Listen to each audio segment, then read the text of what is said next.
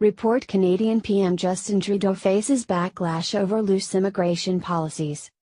Canadian Prime Minister Justin Trudeau may find himself in a more difficult position come re-election time, according to Bloomberg, because he's had such a loose policy on allowing asylum seekers to penetrate Canada's southern border.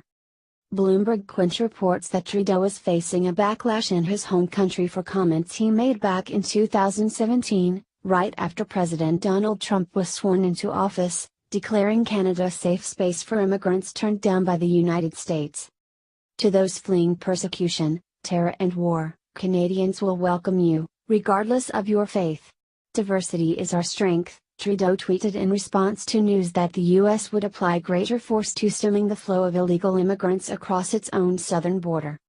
That tweet is now being featured in an anti-Trudeau commercial. It turns out that while Trudeau may find immigration fascinating, his countrymen do not. They don't refer to border jumpers as illegal, they prefer the more Canadian term, irregular, but they are concerned that the steady flow of asylum seekers, many of whom are coming through unofficial border crossings in upstate New York, are taxing the country's welfare system. Regular border crossers seeking Canadian citizenship must be skilled workers, or have something to offer their new nation. Canada has a decade-long process of naturalization as well, and requires potential immigrants to routinely prove their worth to immigration officials.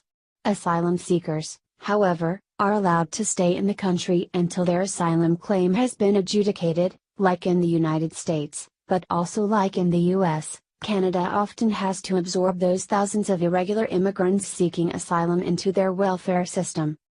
That puts Trudeau in an odd situation politically. A full 53% of Canadians thought the country was being too generous to people who cross the border illegally in a recent poll. Among